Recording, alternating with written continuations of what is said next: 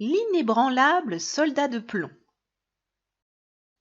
Les yeux du garçon dont c'était l'anniversaire commencèrent à briller. Sur la table se trouvait une boîte contenant 25 soldats de plomb. Les soldats de plomb portaient un uniforme fantaisie aux couleurs rouge et bleu. Ils avaient aussi tous un fusil héroïque. Un soldat avait perdu une jambe. Cela ne dérangeait pas du tout le garçon. Cela rendait ce soldat spécial et extrêmement résistant. Le soldat unijambiste regarda autour de lui. Sur la table, il y avait un château en carton avec une jolie petite danseuse à l'intérieur. Elle portait une belle robe. Dans ses cheveux, elle portait un nœud doré. Bam! Le soldat tomba instantanément amoureux. « Elle est la femme parfaite pour moi, soupira le soldat, incapable de la quitter des yeux. Le soir arriva. Le garçon devait aller se coucher. Il posa son soldat spécial sur le rebord de la fenêtre. Les gens allèrent se coucher, mais pas les jouets. C'était maintenant leur tour de s'amuser. Seul le soldat unijambiste ne bougeait pas. Il continuait de regarder la fille. Comme il aurait aimé la prendre dans ses bras, mais il était bien trop timide pour le demander. Un petit diable dans une boîte vit le soldat regarder la danseuse avec engouement. « Arrête ça !» ordonna-t-il au soldat. Le petit diable était lui-même secrètement fou de cette fille. Et il la connaissait depuis plus longtemps que le soldat. « Arrête ou tu vas le regretter !» menaça le petit diable. « Arrête immédiatement !» Le matin, quelque chose de grave arriva. La fenêtre était ouverte. On ne sait pas si c'était à cause d'un coup de vent ou si le petit diable y était pour quelque chose.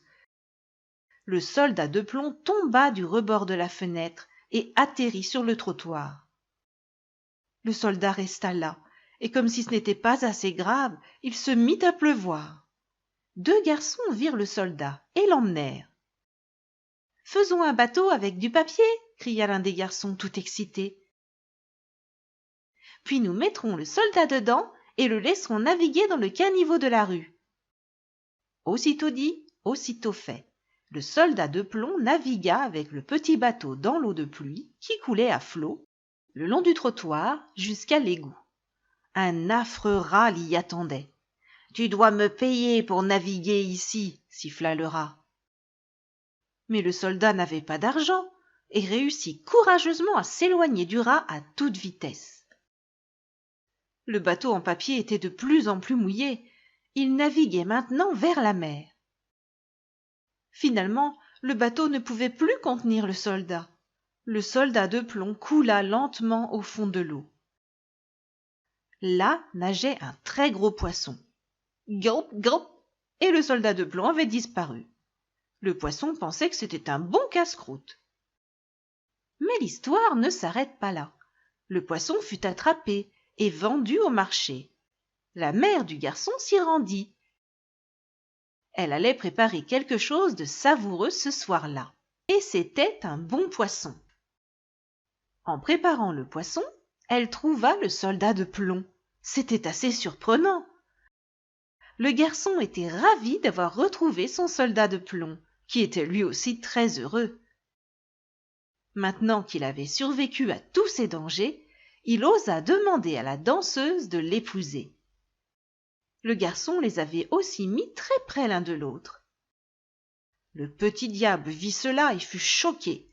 Il sauta de sa boîte et fit tomber le soldat de plomb dans le poêle à bois.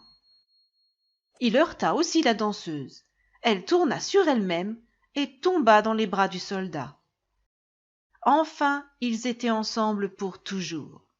Le lendemain, le garçon n'a jamais revu son soldat, ni la danseuse. Mais ce qu'il a trouvé dans le poêle, c'était un magnifique cœur en étain avec un nœud doré.